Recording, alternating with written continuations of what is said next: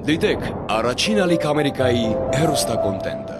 Բաժանորդագրվեք առաջին ալիք Ամերիկայի YouTube-յան ալիքին First Channel America։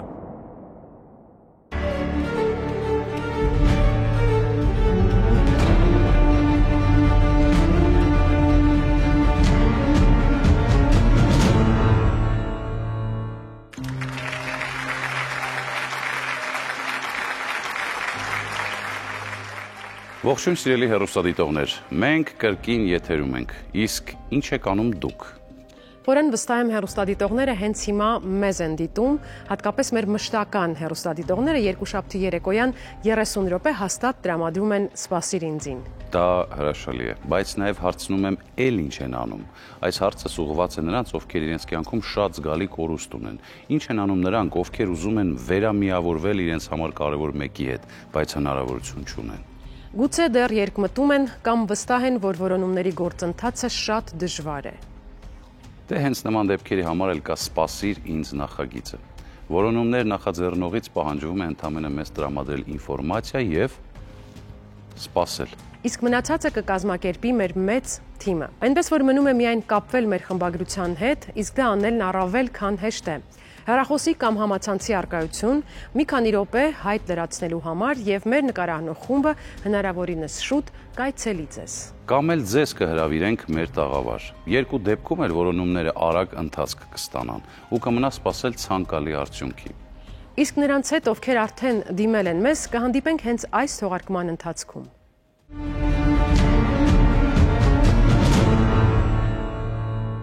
Որքան եք դուք պատրաստ սպասել հարազատ մարդու հետ հանդիպմանը։ Ինչ եք պատրաստ անել այդ ցանկալի օրը հնարավորինս մոտեցնելու համար։ Ում եք պատրաստ վստահել նրան գտնելու պատասխանատու գործը։ Եթե բոլոր այս հարցերի պատասխաններն արդեն ձեր մտքում ուրվագծված են, ապա մենք մեր հերթին պատրաստ ենք լսել դրանք։ Ոչ միայն լսել եւ անցնել առաջ, այլ շատ արագ սկսել գլխավորը՝ որոնման գործընթացը։ Իսկ եթե դեռ վստահ չեք, կասկածներ ունեք կամ հարցեր, որոնց պատասխանները ստանալուց հետո միայն կկարողանաք որոշում կայացնել, ապա այս դեպքում եւս պատրաստ ենք օգնության հասնել խորհուրդներով եւ մանրակրկիտ բացատրություններով։ Առաջին ու երևի ամենակարևոր խորհուրդը, որ կարող ենք տալ այս պահին, ժամանակ չկորցնելն է։ Ցավոք, բազմիցս են եղել դեպքեր, երբ հենց ժամանակի կորուստը պատճառ է դարձել, որ սիրելի մարդիկ այլևս չհանդիպեն։ Ժամանակը մեր ունեցած միակ անդառնալի ռեսուրսն է, ու որքան էլ ցանկանանք, այն հետ շրջել չենք կարող։ Հենց դա է պատճառը, որ մենք անընդհատ հորդորում ենք, եթե գիտակցում եք, որ ուզում եք գտնել ձեր կյանքում կարևոր մեկին, ապա արեք դա րոպե առաջ։ Մի հետաձգեք, քանի որ յուրաքանչյուր հետաձգված օրը կարող է ճակատագրական լինել։ Մենք անհամբեր սպասում ենք ձեր որոնման հայտերին։ Մեզ դիմելու եղանակները տեսնում եք ձեր էկրաններին։ Դրանցից մեկով էլ մեզ դիմել է մի հեռուստադիտող։ Ծանոթանանք նրա պատմությանը։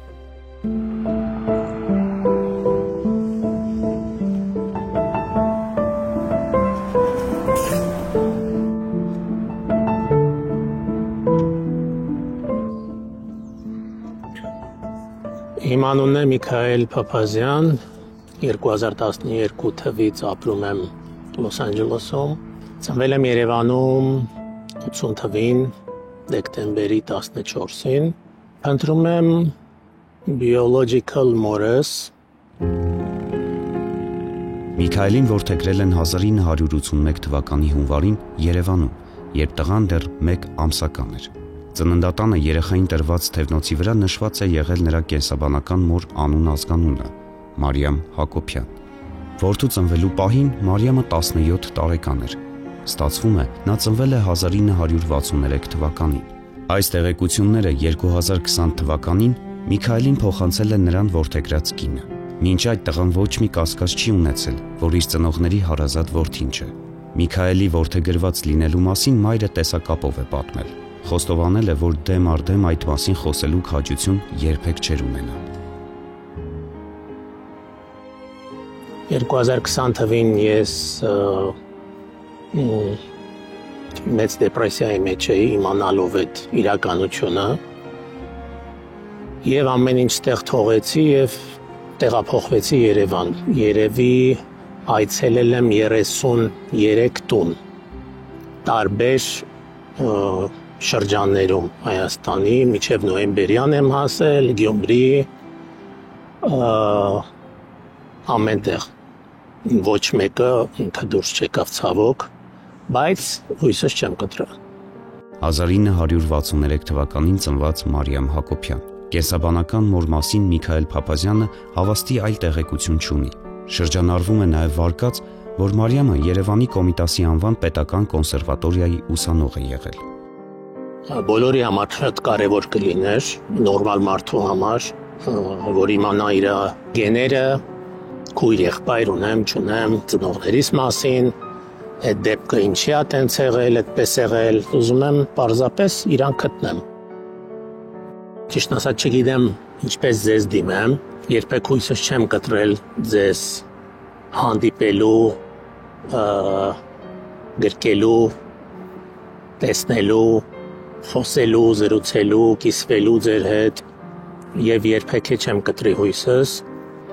եւ վերջը 44 տարի ետք մենք կհանդիպենք իրար։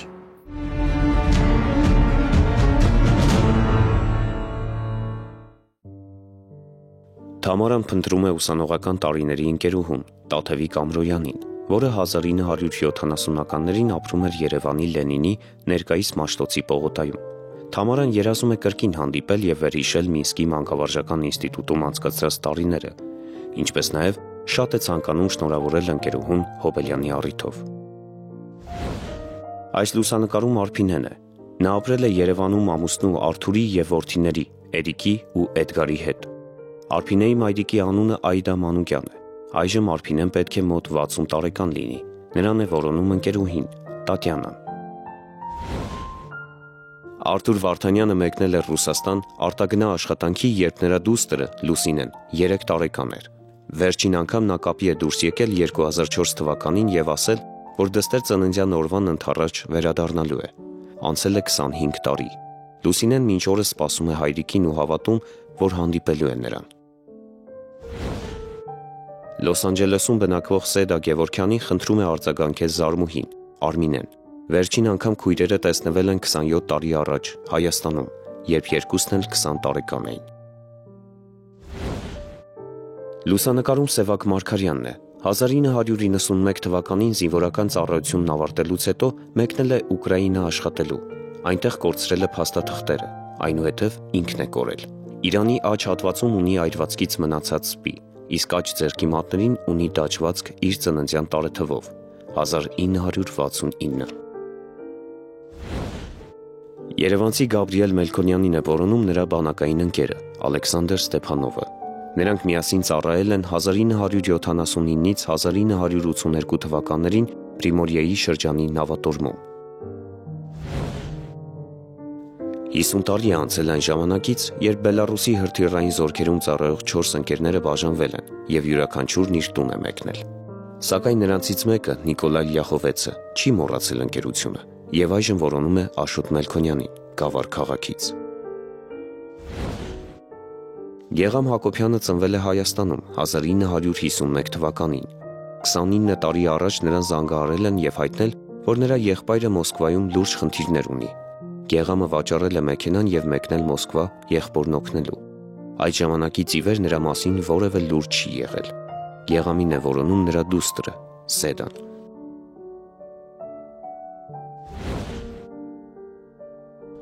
Օքսանան փնտրում է իր պապիկի Համբարձում Նալբանդյանի հարազատներին։ Համբարձումը 3 քույր է ունեցել՝ Փեփուշը, Արուսն ու Զինան։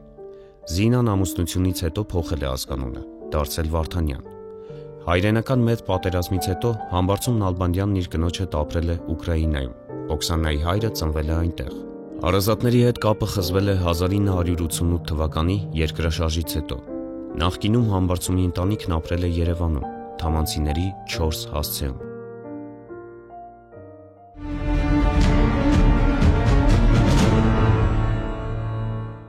Յուրաքանչյուր թողարկման հեռարձակումից հետո մեր թիմը անհամբեր սպասում է արձագանքների։ Անչափ ուրախանում ենք, երբ եթերի հենց հաջորդ օրը որոնվողների մասին տեղեկություն ենք իմանում։ Բավականին շատ արձագանքներ ենք ստանում հատկապես այն ժամանակ, երբ եթերում ցուցադրում ենք լուսանկարներ։ Հենց այդ պատճառով էլ պարբերաբար խնդրում ենք ձեզ չմոռանալ հայտի հետ տրամադրել նաև լուսանկարներ։ Դրանք իսկապես կարող են որոշիչ դեր խաղալ որոնողական աշխատանքների ժամանակ։ Այդ մասին չի մոռացել եւ Հասմիկ Դավթյանը Վրաստանից։ Մեր խմբագրություն ուղարկած նամակին նա կցել էր այս լուսանկարը։ Լուսանկարում Հասմիկը իր պատանեկության ընկերուհու հետ է։ Նրանք ծանոթացել են 1970-ականներին տեխնիկումում սովորելու տարիներին։ Ապրում էին ուսանողական հանրակացարանում եւ դասերից ազատ ժամանակն անցկացնում էին միասին։ Իսկ թե ինչն է ստիպել Հասմիկին դիմել «Սպասիր ինձին» կպատնի հենց ինքը։ Ուշադրություն, դիտենք տեսանյութը։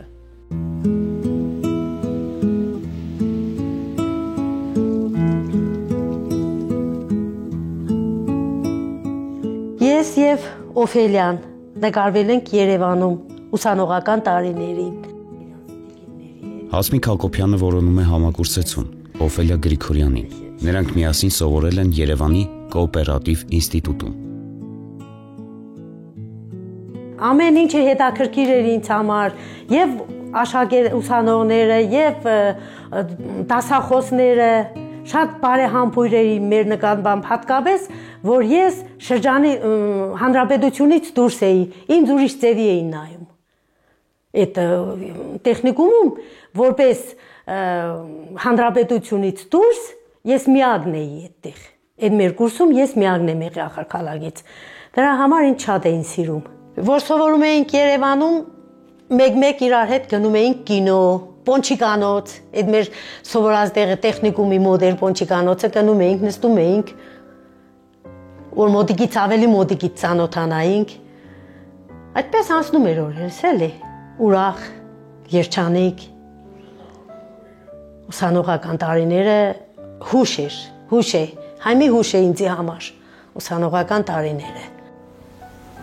Ուսանողական տարիներին Օֆելիան Հասմիկին հաճախ էր հրավիրում իրենց գյուղ, Աղավնաձոր։ Եղեգնաձորում անցկացվող պրակտիկայի ընթացքում Հասմիկն Օֆելիայի տանն էր ապրում, միասին գնում էին դասի ու վերադառնում Աղավնաձոր։ Այն ազատ օրերին էլ իրենց գյուղում ձորերն էինք գնում, ծաղիկներ էինք հավաքում, բանջար, եսիմինչ, այդ ձևի բաներ էինք արել։ Օֆելիան շատ ինքը սիրում էր այդ բաները։ Գնում էինք ձորերը, հավաքում էինք, բերում էինք, այդպես աշխատում էինք, ապրում էինք, եսիմ։ Մնացել եմ իրենց տանը, հետո վերջացնելուց հետո նորից եկել ենք միասին Երևան ու այդպես։ 1973 թվականին Հասմիկը վերադարձավ Ախալքալակ։ Ամուսնությունից հետո նա Բալխո գյուղ տեղափոխվեց։ Ընկերուհիների նամակագրական կապը խզվեց։ Շատ մոտ ենք եղել իրար հետ, մոտացածը քիչ է։ Հիմա ինչի պիտի չշտվենք այս տարիքներուս։ Ինչ շատ հետաքրքիր է, իրեն ապրելակերպը, ոնց է ապրում, որտեղ է, ինչ է, ընտանիքը, ամեն ինչը ինձ շատ հետաքրքիր է։ Հասմիկ Օֆելիայի մասին ասում էր, ախր շատ լավ ընկերուհի էր։ Չէ որ միասին 3 տարի, 4 տարի սովորել ենք, ես էլ եմ ցանկանում, որպեսզի գտնի իր ընկերուհուն եւ միասին այդ կապերը նորից թարմացնենք։ Օֆելիա ջան, շատ եմ խնդրում, եթե ինձ լսում ես արձագանքի, շատ եմ խնդրում։ Ես գիտեմ, դու էլ կուզես ինձի տեսնի։ Հանդիպինք, տեսնենք, ինչ որ գիտենք իրար ասենք։ Ես ջրի պես ծարավ ծածեմ, ուզում եմ տեսնել արձագանքի, եթե լսում ես։ Ինձ դուր է գալիս, որ մեր հաղորդման շնորհիվ կարող ենք տեսնել մարդկանց կյանքը աշխարհի տարբեր քաղաքներում։ Մի փոքր պատկերացում կազմել նրանց մշակույթի ու կենսակերպի մասին եւ իհարկե ծանոթանալ լավ մարդկանց հետ։ Այս դեպքում Հասմիկի եւ նրա ամուսնու Գավալուսի հետ։ Այն բանից հետո, երբ մեր թղթակիցն այդքան ջերմությամբ ընդունվեց նրանց տանը Վրաստանում, մենք որոշեցինք նույնն անել եւ հրավիրել մեր հայտատուներին Հայաստան։ Տիկին Հասմիկ, բարի երեկո, խնդրում ենք միացեք մեզ։ Բարև ձեզ, համեցեք։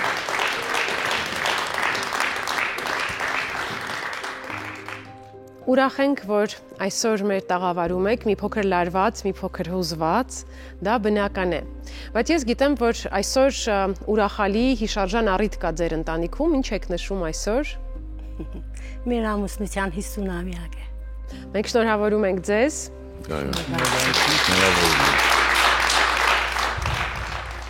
Հետաքրքիր շատերը կասկածանքով են վերաբերվում մեր նախագծին եւ այդպես էլ չեն որոշում նույնիսկ հայտ ուղարկել մեզ։ Իսկ ոմանք էլ նույնիսկ իրենց կյանքի կարևոր իրադարձությունն են հետաձգում մեր հաղորդմանը մասնակցելու համար։ Ինչպես որոշեցիք հայտ ներկայացնել եւ սկսել ձեր ընկերուհու որոնումները։ Ինչը ստիպեց այսքան տարի անց նախաձեռնել այս գործընթացը։ Ճիշտն ասած, միշտ էլ ուզեցել եմ գտնել իրան սոցցանցերում, ոչ մի բանով չգտա։ Հետո թորնիկս ասեց տատիկ, սպասիր ինձ հաղորդաշարին տանք, կգտնես։ Բրավո թորնիկին։ Հա, անցած տարի հունիս-հուլիս ամիսներին տվեց, փետրվարի 24-ին էլ Արդեն եթերում տեսակ։ Հա, տեսանք, ուրախացանք։ Փաստորեն ավարտելուց հետո էլ շփվելու հնարավորություն չեք ունեցել։ Չի եղել, այո։ Կպատմեք մի փոքր դրա մասին, ինչով է նա առանձնացել, որ մինչ օրս հիշում եք նրան։ Մենք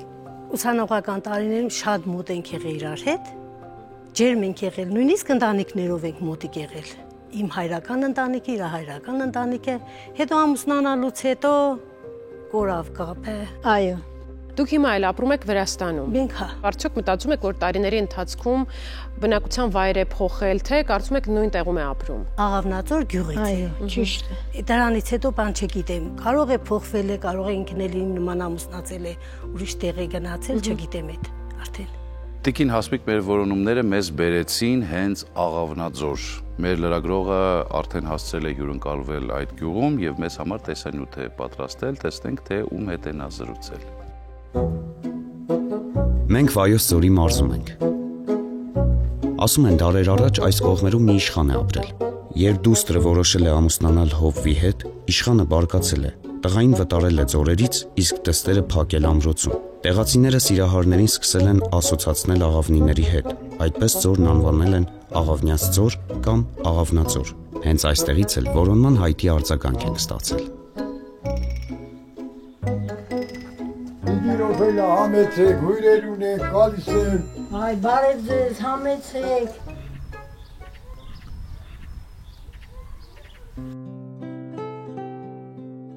Առաջին լսարան, երրորդ շարք, երկրորդ նստարան։ 1970 թվականին Օֆելյան Աղավնաձոր գյուղից տեղափոխվեց Երևան, սովորելու էր կոոպերատիվ տեխնիկումի հաշվապահական բաժնում։ Այնտեղ նա ծանոթացավ Հասմիկի հետ։ Աղջիկը Վրաստանի Ախալքալակի շրջանի Զակ գյուղից էր։ Հասմիկն ու Օֆելյան ընկերացան, քաղաքի կյանքին ու նոր միջավայրին ընտելացան միասին։ Մենք պիտի անպայման դասերն ավարտվելուց հետո իջնեինք Աբովյան փողոցով մինչև կենտրոնական ունիվերմաղ, կինո Մոսկվայում կինո նայեինք, հետո բաժանվեինք իրար հետ, շատ սիրուն աղջիկ էր, շատ բոյով։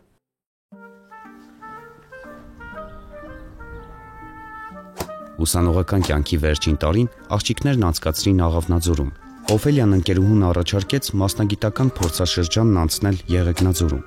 Հասմիկը սիրով ընդունեց ընկերուհու առաջարկը։ Մի քանի ամիս նա ապրեց Օֆելիայի ընտանիքի հետ։ Աղջիկները սիրում էին նարդի խաղալ, երեկոյան մրցումներ էին կազմակերպում։ Մեր հարևանի երեխեքի հետ էլ դուրս գնալ, հարևանների հետ շփվել, ինքը շատ շփվող էր։ Մի հատ չէր նեղվում, որ եկել է ուրիշ տեղ։ Սովորել են, գործ են կարել տանը, մամայիս օգնել, պապաս շատ կատակուր մարդ էր, շատ լավ պահում էր, հասկանում էին իրար հետ խոսում էին, պատմում էր իրանց ընդեղի կյանքից, իր պապայից։ Փորձաշրջանը բարձր գնահատականներով ամփոփելուց հետո Հասմիկը Օֆելիային իրենց տուն հրավիրեց։ Աղջիկները մի քանի օր անցկացրին Զակ գյուղում։ Օֆելյան ծանոթացավ Հասմիկի ծնողների ու եղբայրների հետ։ Հետո աղջիկները վերադարձան Երևան ու հանձնեցին ավարտական քննությունները։ Նրանք միմյանց հրաժեշտ տվեցին տեխնիկումի բակում 1973 թվականին։ Հիշում եմ, որ ինքը իր աղբոր հետ գնաց, մենք էլ եկանք գյուղ։ Տենց բաժանվեցինք իրարից ու վերջ։ Տեղի չի շուտ զանգել, ես չեմ զանգել իրան, համար չենք ունեցել, եմ վաղտ հեռախոսներ չկար։ Տանն էր մենակ հեռախոսն էլ պիտի պատվեր տայինք, որ զանգեր միտեղ։ Չգիտեմ, ես եմ մեղավոր, թե ինքն է մեղավոր, կապ չենք ունեցել, ավարտելուց հետո չեմ տեսել իրան։ Ինքը ախր շատ լավ զրուցակից էր, շատ լավ հումորներով ծիծաղում ենք, ամեն ինչ, ինքը շատ բարի, շատ լավ աղջիկ էր։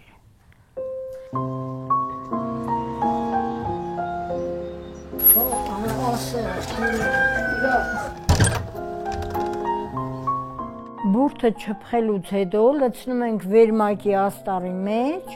փաթաթում ենք, շուռ ենք տալի, հետո սկսում ենք կարել։ 1974 թվականին Օֆելյան ամուսնացավ, որպես հաշվապահ սկսեց աշխատել Աղավնաձոր գյուղի սովետական տնտեսությունում, մինչ օրս էլ ընտանիքի հետ ապրում է այստեղ։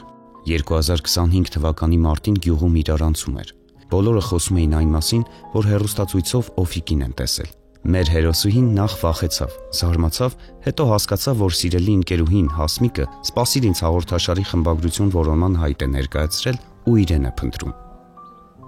Հենց առաջի օրվա հանդիպումը հիշեցինք, իրար հետ մանգալը հիշեցինք, ամեն ինչ հիշեցինք։ Քրերը զանգին ուրախացան, իրանց մոդել նկար ունին, հանել ենք, տեսել ենք նկարները։ Կարոտն եմ էլի, ինձ հարազատ մարդ է, 3 տարի իրար հետ ապրել ենք, շատ լավ։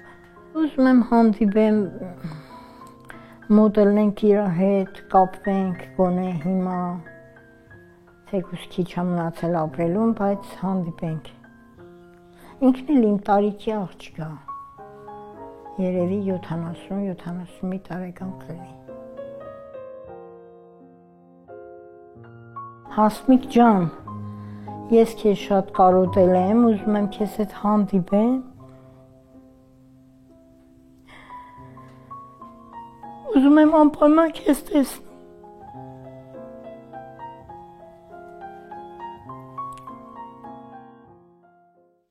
Գնացել եմ իրենց տուն,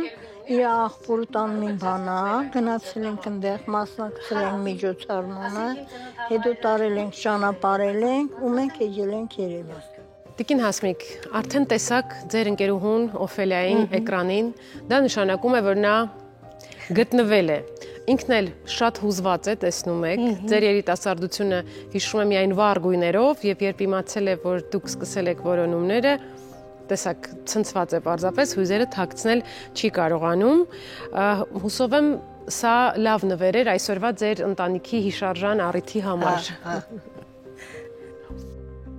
Իսկ արդյոք ձեր ընկերուհին շատ էր փոխվել, նրան եթե տեսնեիք կճանաչեիք։ Երևի չէ,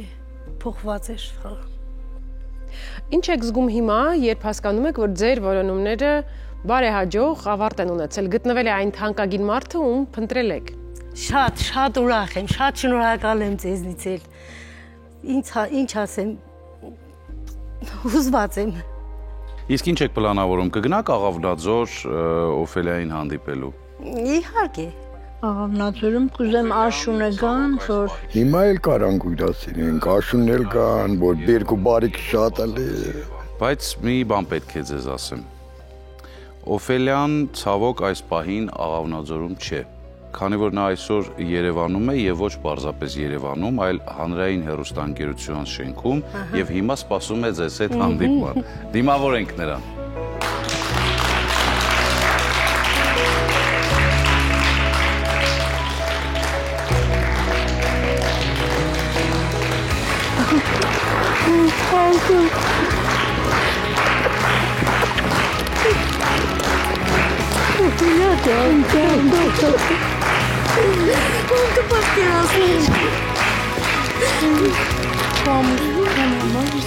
Բարև ձեզ, տիկին Օֆելիա, համեցեք, նստեք, խնդրում եմ։ Մի լավ գրկեք ձեր ընկերուհուն։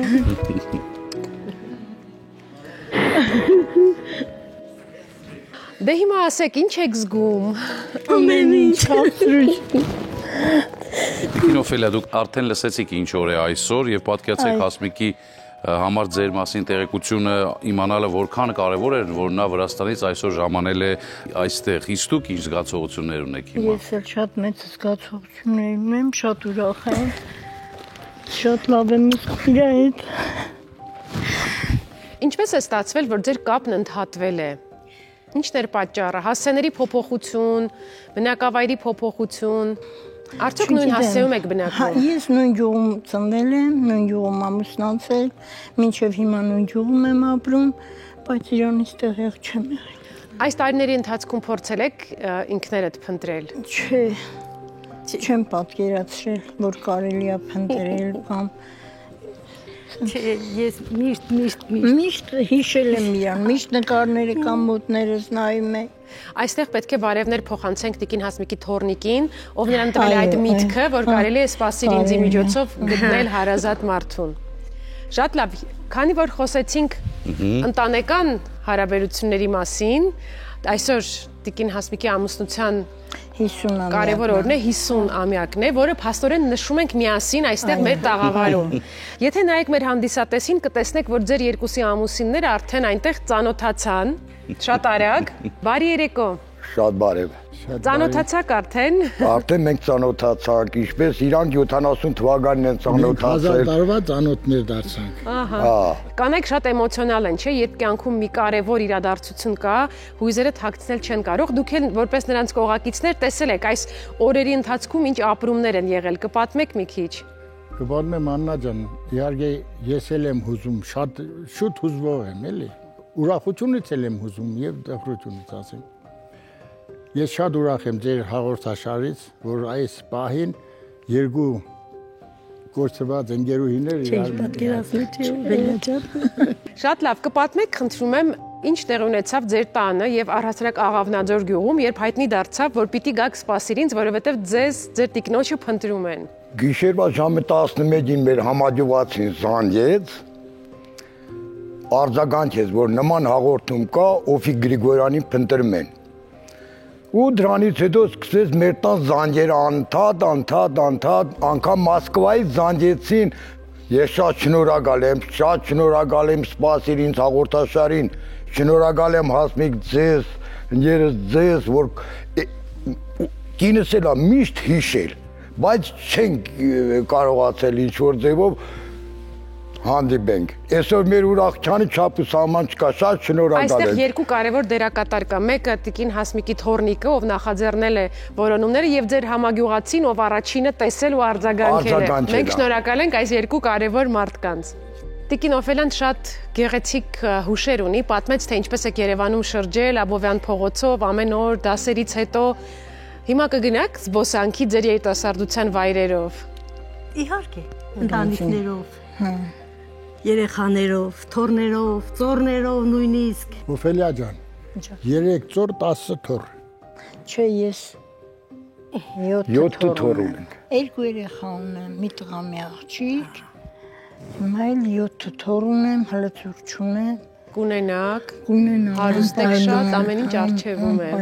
Պայման կունենանք։ Աննա, կարծում եմ պետք չէ, որ այդ 50 տարիների վրա մենք նույնիսկ եւս 1 ժամ ավելացնենք, Ճիշտ ես։ այլևս չխլենք ձեր թանկ ժամանակը, դուք վստահաբար այնքան շատ բան կունենաք իրար ասելու առանց տեսախցիկների։ Միայն ասեք ինչպես եք նշելու ձեր հանդիպումը, եթե դժվար չի։ Մնում եք Աղավնաձոր, մնում եք Երևանում։ Ես կհրավիրեմ Ախալքալակ, ինձ հիմա չէ էլի։ Հետո Աղավնաձոր։ Այդ հետագայում հիմա այս տղես ապրում է, հրավիրում ենք տուն, հարցը սպասում է։ Կարծում եմ դուք դեռ կհանդիպեք թե Ախալքալաքում, թե Աղավնաձորում, միայն թե խնդրում ենք, որ այդ օրերից մեզ լուսանկարներ տրամադրեք, մենք էլ ուրախանանք։ Համեցեք, կարող եք գալ այստեղ։ Ձեզ էլ ենք հրավիրում։ Նախ ողջունում եմ ձեր հաղորդաշարի համար։ Շատ շնորհակալ եմ ձեր հավատալու։ Օֆելիա ջան, Շատ շնորհակալ եմ։ Հասմիկ ջան, երբապես Օֆիկը տավ, Օֆիկը տավ։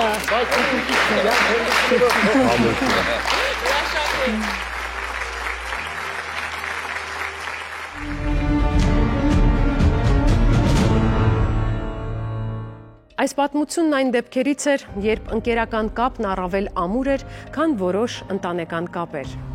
Այն կառուցվել էր անկեղծ ընտրության եւ ոչ պարտավորվածության հիման վրա։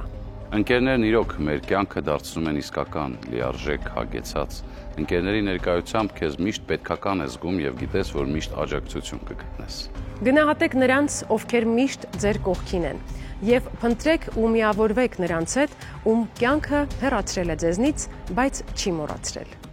Հոգ տարեք միմյանց մասին ու մի կորցրեք իրար։ Իսկ մենք կհանդիպենք հաջորդ շաբաթ նոր պատմություններով։